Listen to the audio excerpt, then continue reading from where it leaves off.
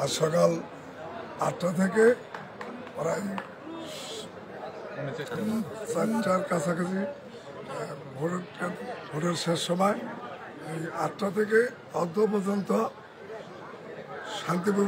শান্তিপূর্ণভাবে এই পশ্চিম মুন্সি 51 নং কেন্দ্রে ভোট গ্রহণ হয়েছে।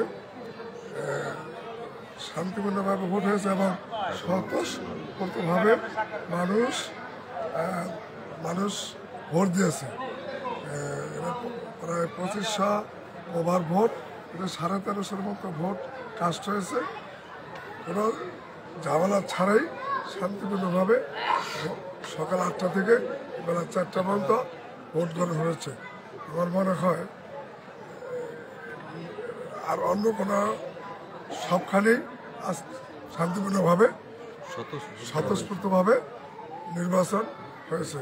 আমাদের বিরোধী দল যেটা ভাবে আসতে চায় নাই, মানে ভয়ভীতিতে, কিন্তু তার 100-র ভিতরে 1%ও কোনো সমস্যা হয় নাই, কোনো বাধা ভিন্ন কোনো কিছু হয় নাই।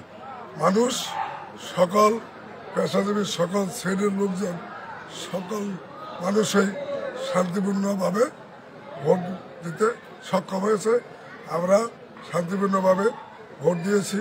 আমাদের ভোটারদের ভিতরে কোনো হানাকানি, কোনো মনে হয় না 100-র ভিতরে 1%ও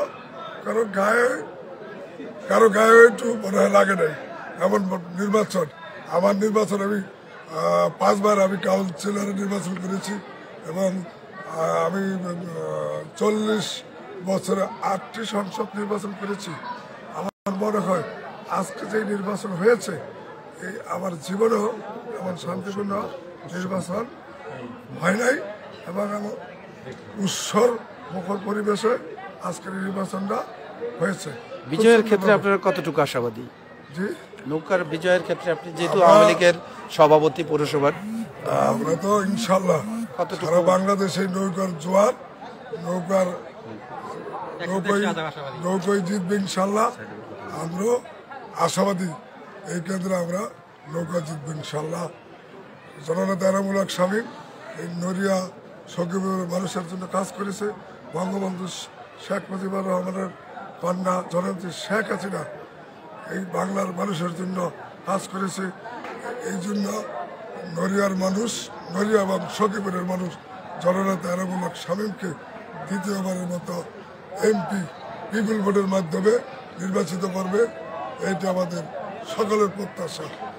ইনশাল্লাহ জননেত্রী শেখ হাসিনা 5মবারের মতো প্রধানমন্ত্রী হবে, জননেতা এনামুল হক শামীম দ্বিতীয়বারের মতো এমপি হবে এবং আমরা নড়িয়াবাসী চাইব দ্বিতীয়বারের মতো উপমন্ত্রী আছেন, আমরা নেত্রীর কাছে দাবি করব পূর্ণাঙ্গ মন্ত্রী এবং ফুলমন্ত্রী হিসাবে আমরা নড়িয়া সখীপুরবাসী আশা করি।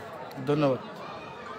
তো ধন্যবাদ। ভোট গ্রহণের আর মাত্র 3 মিনিট বাকি আছে, যেহেতু 4টার মধ্যেই ভোট গ্রহণ শেষ হবে। আমরা এই শেষ সময়ের এখানের যে নড়িয়া পৌরসভার যে আওয়ামী লীগের সভাপতি রয়েছেন এবং 9 নং ওয়ার্ডের কাউন্সিলর রয়েছেন তার বক্তব্য শুনলাম এবং এই সেন্টার থেকে আমরা সর্বশেষ বার্তা বাজার থেকে আপনাদেরকে জানানোর চেষ্টা করেছি যে সারাদিনের আজকের নড়িয়া উপজেলা পৌরসভা সহ এই অঞ্চলের শরীয়তপুর 2 আসনের ভোটারদের যে সর্বশেষ অবস্থা এবং ভোট গ্রহণ কীভাবে সম্পন্ন হলো এবং কোনো ত্রুটিশূন্য অবস্থায় যে সম্পন্ন হলো সেই বিষয়টা আমরা আসলে আপনাদেরকে জানানোর জন্য চেষ্টা করলাম স্থানীয় জনপ্রতিনিধি সহ এবং ভোটারদের মাধ্যমে। ধন্যবাদ সকলকে, শুভেচ্ছা অভিনন্দন জানাচ্ছি।